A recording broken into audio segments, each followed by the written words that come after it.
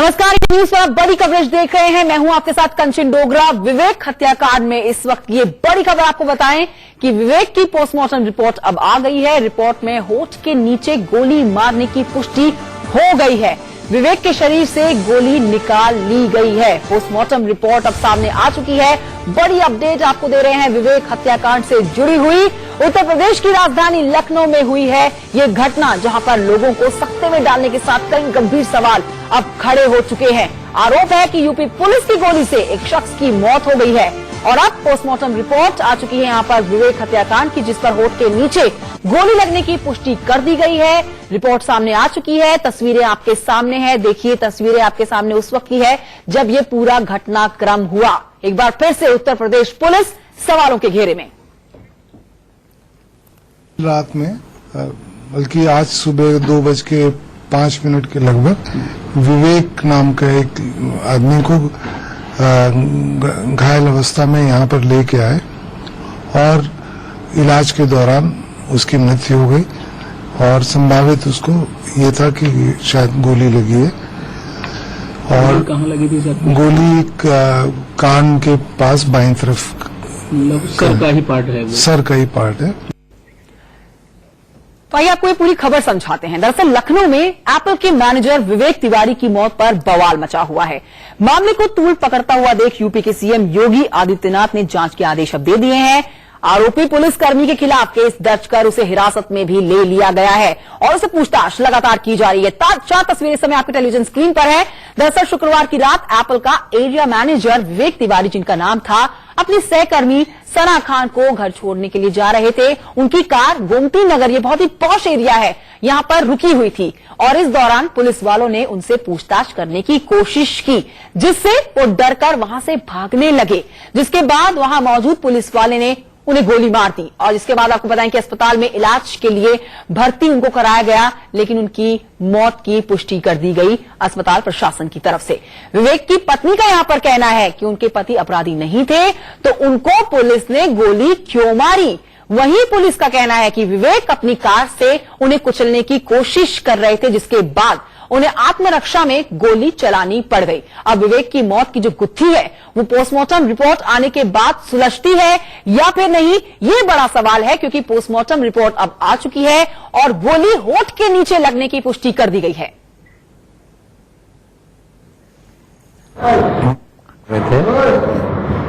लगभग 1:30-1:45 बजे के करीब एक गाड़ी दिखी है ना, संदिग्ध गाड़ी बंद थी, हेडलाइट वगैरह सब, उसमें कुछ दिख नहीं रहा था। गाड़ी में दिख नहीं रहा था कोई है या ना। हम गाड़ी के पास पहुंचे, तुरंत ही गाड़ी में सेल्फ स्टार्ट हो गया। गाड़ी में सेल्फ स्टार्ट होते ही उसने गाड़ी, हमारी बाइक थी, बाइक आगे लगाई, बाइक पे डायरेक्ट उसने चढ़ाई। चढ़ाने के बाद उसने रिवर्स गियर लिया। हमने कहा, इशारे से कर रहे थे भैया नीचे आओ नीचे आओ, वो नहीं मान रहा था। उसने फिर रिवर्स लेकर फिर ऊपर चढ़ाई।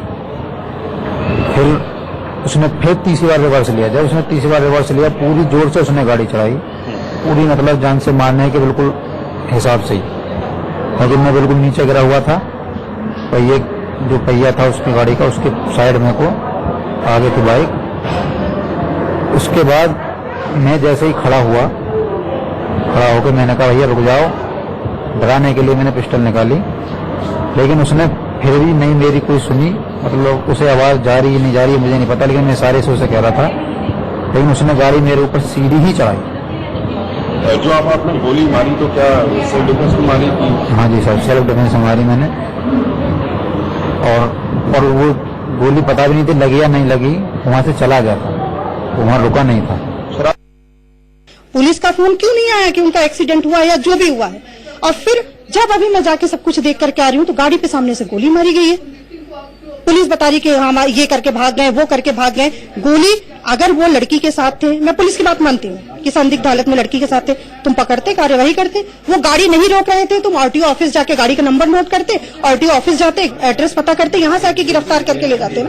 गोली क्यों मारी भाई, गोली क्यों मारी? एक निर्दोष आदमी को किस लिए मार दिया गया? इतने छोटे छोटे बच्चे हैं। पूरे मायने में पुलिस ने गुमराह किया है और आला अधिकारी सिर्फ और सिर्फ लिपापोती करने में लगा। और आइए अब आपको सुना देते हैं विवेक की सहकर्मी सना का क्या कुछ कहना है इस पूरे मामले पर। हमने सिर्फ पुलिस वालों को और एकदम जबरदस्ती रोकने लगे। पुलिस वाले सर ने नहीं रोका क्योंकि मैं अकेले थी, तो उनको लगा कि पता नहीं कौन है क्या है, नहीं रोका। और आके सामने बाइक लगाया, थोड़ा सा चढ़ा। जैसे मोटरसाइकिल में भी देखिए एक्सीडेंट मोटरसाइकिल से भी अपना हुआ था। एक्सीडेंट नहीं हुआ था, तो लोग आगे सामने से आ गए, तो रोक रहे थे और सर ने क्या किया, रोका नहीं उसको। जब साइड से निकालने लगे तो थोड़ा सा चढ़ गई। उन लोग उतर चुके थे। अच्छा, वो लोग उतर चुके थे, तुरंत उतर गए। पीछे वाला तो पहले लाठी लिया हुआ था और आगे वाले ने सीधी बंदूक उठाई और मार दिया। उसी जगह पे वहाँ पे गाड़ी लगी थी, मतलब क्योंकि जहाँ पे मोटरसाइकिल हमने देख किया है, वहाँ से जहाँ पे अपनी गाड़ी है वो कम से कम 300-400 मीटर है। हाँ, उस टाइम लोग कुछ समझ में नहीं आया कि तो कुछ भी।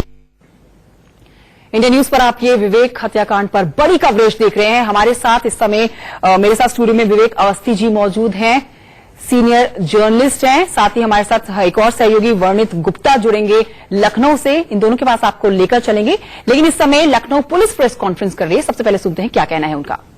की कोशिश की और उसके बाद अचानक से इन्हें ऐसा लगा कि जैसे गोली चली है और वहां से गाड़ी आगे बढ़ गई। आगे इनकी गाड़ी एक अंडरपास दीवार से टकराई और विवेक, जैसा इन्होंने तहरीर दिया है कि विवेक के सर में काफी खून बहने लगा और जब इन्होंने मदद देने की कोशिश की तो थोड़ी देर में पुलिस आई, जिसने इन्हें हॉस्पिटल पहुंचाया और फिर सूचना इनको मिली कि विवेक की मृत्यु हो गई है। तो इस तहरीर के आधार पर थाने पर अंतर्गत धारा 302 आईपीसी क्राइम नंबर 1132 ये दर्ज किया गया और 2 सिपाही, इसमें जो 2 कांस्टेबल थे जिनके नाम सामने आए थे, ये प्रशांत मलिक और संदीप, इन दोनों को तत्काल जो है पुलिस ने कस्टडी में लिया और इनको गिरफ्तार करके जेल भेज दिया गया है। इसके अलावा इस पूरे मामले में जो पंचायतनामा है मजिस्ट्रेट द्वारा भरा गया है और पोस्टमार्टम की कार्रवाई एक पैनल गठित करके करवाई गई है, पूरी वीडियोग्राफी में करवाई गई है। मौके का मुआयना मेरे द्वारा व आला अधिकारियों द्वारा किया गया और अभी इसमें जो है एक एसआईटी का गठन एसपी क्राइम के अंडर में किया गया है, जो इसमें पूरा सुनिश्चित करेंगे कि विवेचना सही तरीके से हो। विवेचना भी उस थाने के विवेचक को न दे करके एक अन्य सर्किल के एसएचओ महानगर को दिया गया है, ताकि इसमें एकदम निष्पक्ष रूप से विवेचना हो सके। और मेरे द्वारा जिलाधिकारी जो है उनको इसके मजिस्ट्रियल जांच के लिए मेरे द्वारा स्वयं एक रिक्वेस्ट भेजा गया है कि इस पूरे प्रकरण की मजिस्ट्रियल जांच भी करवाएं। तो इस प्रकार ये जो इसमें सिपाहियों जो वहां पर जो सिपाहियों से भी जब पूछा गया तो बात सामने निकल के आई और बाकी लोगों से पूछ के निकल के आए कि वहां पर जो गाड़ी ये गोमती नगर विस्तार के पास थी, सिपाही वहां सामने से आए थे, तो वहां पर जो मौके पर मिला तो जो मोटरसाइकिल थी, मोटरसाइकिल को भी जो परिस्थितियां थी वहां पर कि गाड़ी ने उसको हिट करना, जैसे कि इनके द्वारा बताइए, गाड़ी ने हिट किया था, फिर गाड़ी जब बैक हुई तो सिपाही ने तुरंत गाड़ी पे उसको जो भी समझ में आया हो या लगा हो उसने गाड़ी पर फायर कर दिया था। और यही बात तहरीर में जो सना है उन्होंने भी कहा है कि जब ये लोग वहां पे निकलने की कोशिश कर रहे थे तो उन्होंने वहां पे पकड़ने की कोशिश करी और उनको ऐसा लगा जैसे गोली चली और आगे जाके गाड़ी खंभे से टकरा गई। पोस्टमार्टम में जो कॉज ऑफ डेथ है वो cause of antemortem injury due to bullet है, फायर आर्म इंजरी के कारण डेथ हुई है। तो इस प्रकार से जो अब तक के जो विवेचना है या अब तक के जो साक्ष्य है, ये दोनों सिपाही जो है इनके विरुद्ध पर्याप्त साक्ष्य है अंतर्गत आईपीसी 302, इसलिए इनको गिरफ्तार करके जेल भेजा जा रहा है। हम इसको पीएमडी क्राइम के एंगल से देख रहे हैं कि किस तरह से ये जैसे करके जो अगर ये जो भी इनका प्ली है इसमें एक्सेसिव यूज ऑफ फोर्स जो था उसके कारण इनको 302 में लायबल पाया जा रहा है, उनको जेल भेजा जा रहा है। क्या ये एनकाउंटर है? ये इसमें इस तरह का जो ये एकदम कोई प्लान वे से या किसी तरह से नहीं है। वहां पर ये थे, जैसे कि अब तक की जानकारी से जो प्राप्त हुआ है, वहां पर गाड़ी खड़ी थी, गाड़ी मोटरसाइकिल से टकराई है। उसके बाद जैसा कि मैंने बताया है, उसके बाद जब गाड़ी बैक हुई है तो शायद जो उनको लगा हो कि शायद दोबारा से तो जो भी लगा हो, जो भी सिपाही को मौके पर समझ में आया उसने वहां पर उस गाड़ी पर फायर कर दिया। क्या कोई पूछताछ नहीं हुई? आपकी कोई बातचीत नहीं हुई सिपाही से? किस इंटेंशन से उसने गोली चलाई? वही आपको बताया जा रहा है कि जब वो पीछे हुई थी तो शायद उसको लगा हो कि दोबारा गाड़ी उसके ऊपर आ जाएगी या जो भी हुई है तैश में आकर के, तो इस तरह से उन्होंने किया है। लेकिन जो भी क्या है एक आपराधिक कृत्य है आईपीसी 302 के अंतर्गत। नहीं किसने भेजा था? घटना कितने बजे की है? और अस्पताल लगभग 1:30 से 1:45 के बीच में थी। वहीं पर ही एक सेकंड मोबाइल वहां पर आ गई थी थाने की। तत्काल जो सिपाहियों ने थाने के सेकंड मोबाइल को सूचना दी थी, वो आ गई थी। उन्होंने मिल करके वहां से अस्पताल ले गए थे, राममोहन लोहिया अस्पताल। सर, सना को मीडिया के सामने क्यों नहीं आने दिया? वो बिल्कुल वो चाहे तो अपना मीडिया के सामने आ सकती है, कि उनकी इच्छा हो। नहीं, बिल्कुल नहीं रोका जाएगा, ये उनकी इच्छा है। सर, ये जो दूसरी गाड़ी पीआरपी को जो सूचना दी गई, वो किसने दी थी ये सूचना? ये दूसरी गाड़ी जो थी सेकंड मोबाइल, इसको इन्हीं सिपाहियों द्वारा, जो जैसा कि बताया गया, इन्हीं सिपाहियों द्वारा सूचित किया गया। सर, क्या जो कांस्टेबल्स हैं उनको इनएबिलिटेड स्टेट में पाए गए हैं? क्या उन्होंने? नहीं, अभी तक नहीं, अभी इसकी पुष्टि नहीं हुई है। अभी वहाँ पर इनको देख के लग रहा था कि इनएबिलिटेड है, इनको तत्काल कस्टडी में ले लिया गया। सर, जिस तरीके से बताया कि एक्सीडेंट किया, गाड़ी से एक्सीडेंट किया, क्या सिपाही को भी चोटें आई हैं? इनके घुटने पर चोटें दिख रही थी, दोनों के घुटनों पर चोटें थी। जैसा कि उन्होंने खुद ही बताया, सिपाहियों ने जो खुद ही अपने घुटने दिखाए थे, इनके घुटनों पर चोटें थी। और इन्होंने कहा था कि जब गाड़ी आगे बढ़ी थी, उनके पाँव भी उसके पीछे फंस गया था। लेकिन ये विवेचना का प्रश्न है। देखा जाएगा कि क्या ये बात सही है कि नहीं, जैसे कि बताया। पुलिस की तरफ से उसकी फैमिली को सूचना क्यों नहीं दी गई? वो अस्पताल में लोगों ने सूचना दी थी, जबकि पुलिस को इन्फॉर्म कर दिया। इसमें सबसे पहले तो गाड़ी के नंबर से हम लोगों ने कुछ अपने सॉफ्टवेयर और ऐप से इसके थ्रू पता करने की कोशिश करी कि कौन है। जो सना थी, वो भी नाम बता पा रही थी, एड्रेस नहीं बता पा रही थी। कुछ देर बाद जब पुलिस ने तहकीकात शुरू करी, तो घर वालों का एक नंबर पुलिस को मिल गया था। पुलिस ने उसमें कॉल किया और सूचित तत्काल कर दिया गया था। और वहाँ पर सिपाहियों ने क्या बताया? मौके से भी विंग कंट्रोल को वहीं पर सूचित कर दिया गया था कि एक ऐसी सूचना यहाँ पर प्राप्त हुई है। और इसी कारण जब हमको भी सूचित किया था, तो मैं और आईजी महोदय भी मौके पर वहाँ पर पहुंच गए। सर, किन परिस्थितियों में सिपाहियों ने गोली चलाई? आपकी बात हुई होगी, क्या ऐसा लगा कि गोली चला दी? जैसा कि बताया गया वहाँ पर सिपाहियों को, उनका ये था कि गाड़ी वहाँ पे खड़ी थी, वो जब पास में गए तो गाड़ी ने उनको हिट किया। उसके बाद जब गाड़ी बैक हुई, तो उनको जो भी समझ में आया कि गाड़ी उनको हिट कर रही है, जो भी है, जिस भी अपने विवेक से उसने जो भी वहाँ पे फायर किया। हमें आपको बताएं कि हमारे साथ श्रीधर पाठक जी हैं, विवेक अवस्थी जी हैं, साथ ही वर्णित गुप्ता मेरे सहयोगी लखनऊ से मौजूद हैं। सबसे पहले वर्णित गुप्ता, आपके पास आना चाहूंगी। वर्णित, अभी सुना हमने एसएसपी को, प्रेस कॉन्फ्रेंस पुलिस के द्वारा की गई और पुलिस ने साफ कह दिया कि आपराधिक कृत्य है, ये एनकाउंटर नहीं है और एसआईटी का गठन भी कर दिया गया है।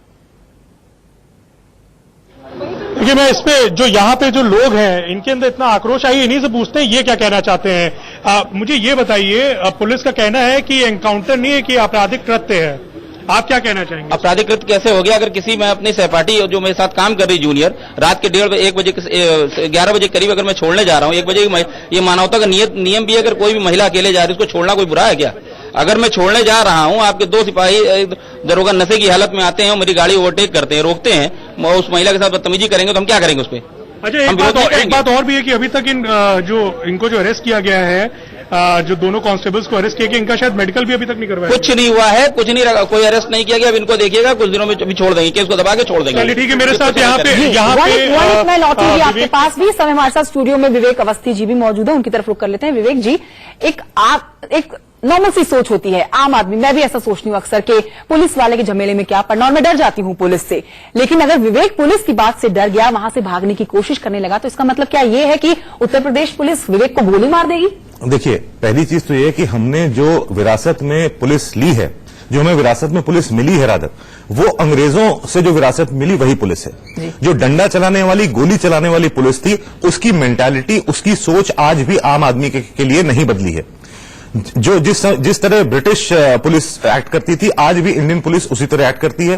कोई इस तरह की ट्रेनिंग नहीं दी जाती है पुलिस वालों को कि कैसे वो लोगों के साथ फ्रेंडली हो, कैसे वो लोगों के साथ बर्ताव करें।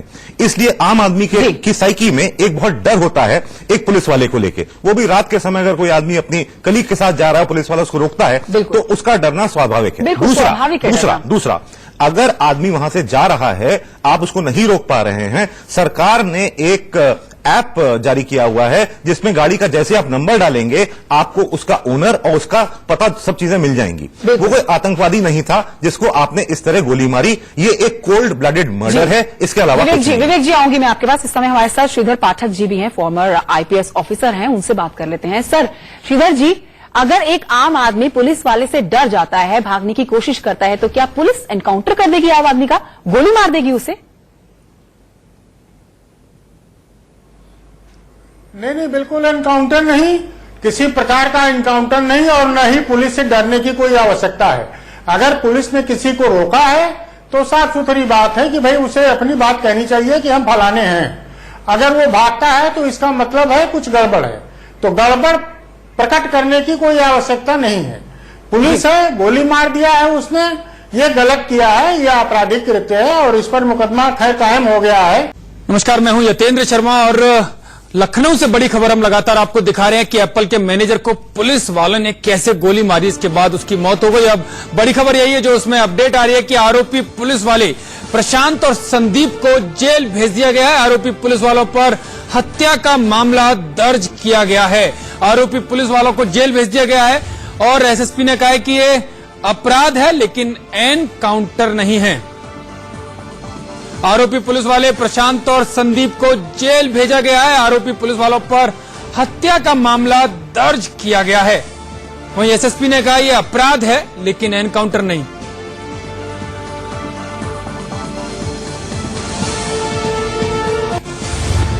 इस बड़ी खबर पर हम लगातार आपको अपडेट दे रहे हैं। हमारे साथ मेहमान जुड़े हुए हैं, श्रीधर पाठक हैं, पूर्व आईपीएस ऑफिसर हैं लखनऊ स्टूडियो से, और मेरे साथ नोएडा स्टूडियो से विवेक अवस्थी जी हैं, सीनियर जर्नलिस्ट हैं हमारे साथ। इसके साथ ही मेरे सहयोगी बंडित गुप्ता लखनऊ से जुड़े हुए हैं। सबसे पहले बंडित, मैं आपके पास आना चाहूंगा, अगर अब की अपडेट की बात करें, पुलिस वालों को जेल भेजने की बात है और क्या कहा एसएसपी ने? ताजा अपडेट दे रहा हूं। यहाँ पे आकाशगंगा अपार्टमेंट पे जहाँ पे परिवार है, यहाँ पे कांग्रेस का डेलीगेशन और साथ ही साथ समाजवादी पार्टी का डेलीगेशन पहुंच गया है और यहाँ पे जो पीड़ित परिवार है उनसे ये डेलीगेशन मिल रहा है। आप लोगों से बात करना चाहेंगे, कांग्रेस की तरफ से आप लोग यहाँ पे आए हैं, यहाँ परिवार मांग कर रहा है कि खुद मुख्यमंत्री यहाँ पे आए, क्या कहना चाहेंगे आप लोग? हम सर देते इस घटना पर क्या हम लोग मांग करें, जहाँ की व्यवस्था ही रक्षक ही भक्षक हो जाए, उस प्रशासन और उस तंत्र की कल्पना करके बड़ा रोंगटे खड़े कर देने वाली ये घटना हुई है। एक आदमी, एक जेंटिल आदमी, एक शरीफ आदमी को अब सड़क पर चलने का अधिकार नहीं रहा। रात को आप नहीं चल सकते सड़क। इस घटना पर तो मुख्यमंत्री का इस्तीफा होना चाहिए। बिल्कुल आप हमारे साथ बने रहिए। तो मामला बड़ा दुखद है, बेहद चौंकाने वाला भी इसे कह सकते हैं कि जिस तरह से ये हत्या की गई है पुलिस वालों के द्वारा एक आम नागरिक की। हालांकि पुलिस वाले कह रहे हैं एनकाउंटर नहीं, अपराध जरूर है। श्रीधर पाठक जी मेरे साथ बने हुए हैं। श्रीधर जी, एनकाउंटर आम आदमी का, भले चाहे पुलिस वाले आपकी तरफ मना कर रहे हो कि एनकाउंटर नहीं है, लेकिन इसको और क्या कहा जाए? इसको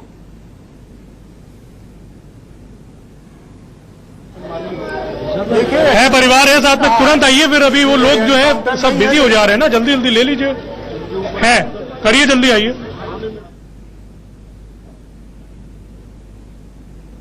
दोषी कर्मचारियों को इसमें जेल भी भेजा गया है। एसआईटी जांच स्थापित की गई है और मजिस्ट्रियल इंक्वायरी होने वाली है।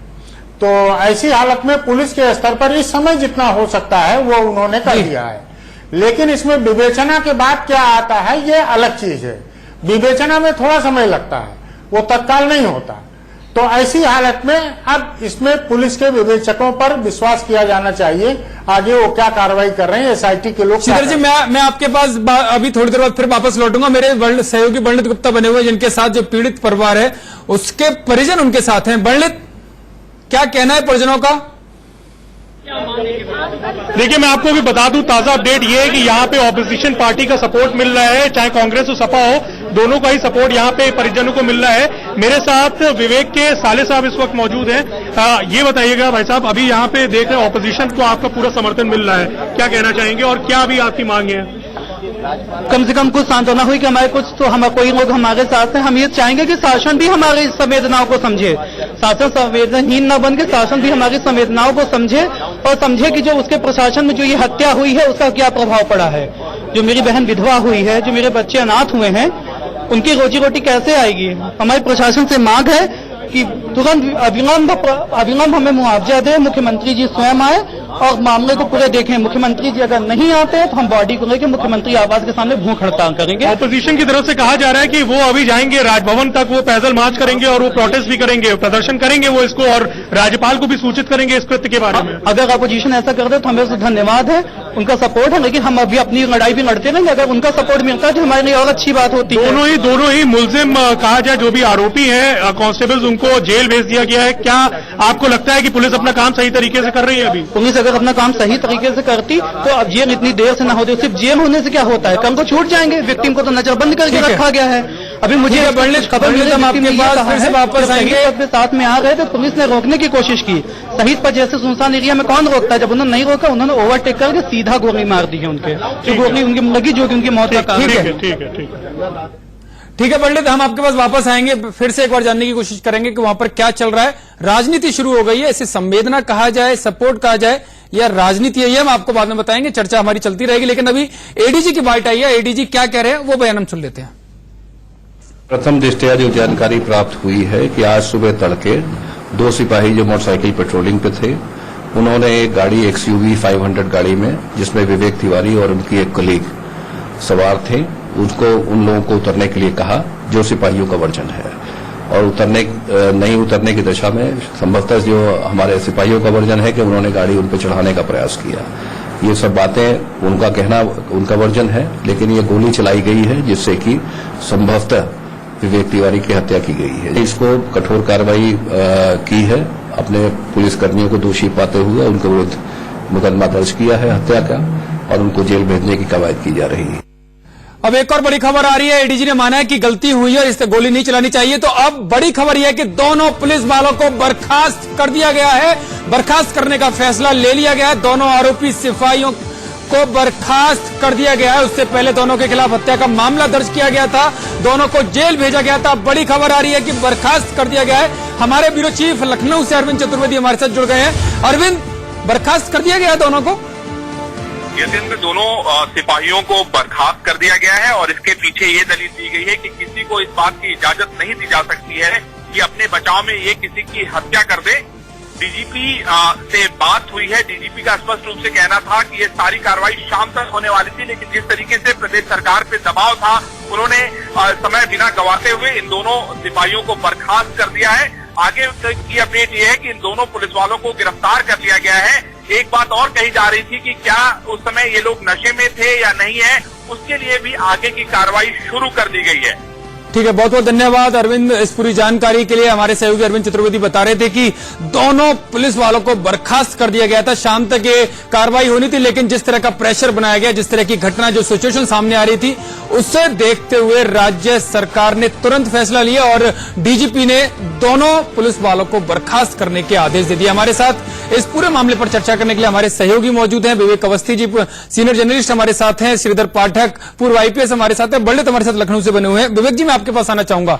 आप पूरा मामला देख ही रहे हैं। आरोपियों को बर्खास्त करने की जो कड़ी कार्रवाई की जा सकती थी वो हो गई है, दोनों को जेल भेजा चुका है, लेकिन राजनीति भी शुरू हो गई है। ये संवेदना सच में जताने आए हैं विरोधी दल? देखिए, राजनीति शुरू होना तो बहुत लाजमी सी बात है। हर छोटी बड़ी चीज पे राजनीति शुरू हो जाती है, लेकिन यहां पर मैं एक चीज कहना चाहूंगा। जो पुलिस ने जो केस दर्ज किया है वो 302 IPC का किया है। मर्डर हुआ। 302 IPC का मतलब है मर्डर तब होता है जहां पर कोई इंटेंशन हो, कोई कॉमन कॉज हो, कोई आपसी झगड़ा हो, कोई दुश्मनी हो, कोई रंजिश हो। यहां पर 302 का मामला दर्ज करने का सीधा मतलब है कि इस केस को कमजोर किया जा रहा है। यह कल्पेबल होमिसाइड का मामला है, 302 का मामला है ही नहीं। नंबर 1। नंबर 2, क्या पुलिस वालों का जिन दोनों को गिरफ्तार किया गया, यानी क्या 302 का जो किया गया वो गलत तरीके से बिल्कुल गलत है। 302 तभी बनता है जब दो लोगों की कोई आपसी दुश्मनी हो, कोई रंजिश हो, किसी के पास किसी को मारने के लिए कोई पहले से कारण हो। यहां पर होमिसाइड, कल्पेबल होमिसाइड का मामला बनता है। तो पहली गड़बड़ी तो यहां पर पुलिस की बड़ी चूक है ये। दूसरा, क्या उन लोगों का जैसे उनको गिरफ्तार किया गया उनका मेडिकल कराया गया ये देखने के लिए कि उस समय वो पिए हुए थे, शराब के नशे में थे या नहीं थे? मेरे ख्याल से अभी तक नहीं हुआ है। इसलिए इस केस को पहले ही इतना कमजोर कर दिया गया है। उसके बाद लीपापोती सारी हो रही है कि उनको जेल भेज दिया, बर्खास्त कर दिया, ये कर दिया, वो कर दिया। ये एक कोल्ड ब्लडेड मर्डर है, एक आम आदमी का एनकाउंटर है, और इसको किसी भी तरह से पुलिस जस्टिफाई नहीं कर सकती। बिल्कुल बिल्कुल। हमारे साथ पूर्व IPS श्रीधर पाठक जुड़े हैं। पाठक जी, आप सुन रहे होंगे विवेक अवस्थी जी को किस तरह से चूक बता रहे हैं कि जो 302 में मामला दर्ज किया गया उनका मेडिकल नहीं किया गया अभी तक, क्योंकि इस तरह की कोई खबर नहीं आई है। क्या कड़ी कार्रवाई तो की, बर्खास्त तो की है, लेकिन उन्हें बचाने की अंदर की तरफ कोशिश की जा रही है, अंदर खाने? नहीं, डीजी पुलिस के स्तर पर कोई बचाने की कोशिश नहीं होती है और न ही कोई एसएसपी ऐसा करता है। उनको मेडिकल निश्चित रूप से करवाया गया होगा, उन्होंने बताया या नहीं बताया ये अलग बात है, लेकिन अगर कराया है तो उनको एसएसपी को ये बात बता देना चाहिए था। लेकिन ये 302 का मामला दर्ज हुआ है, उस पर आपके विचार? पाए गए या नहीं पाए गए, और अगर इस समय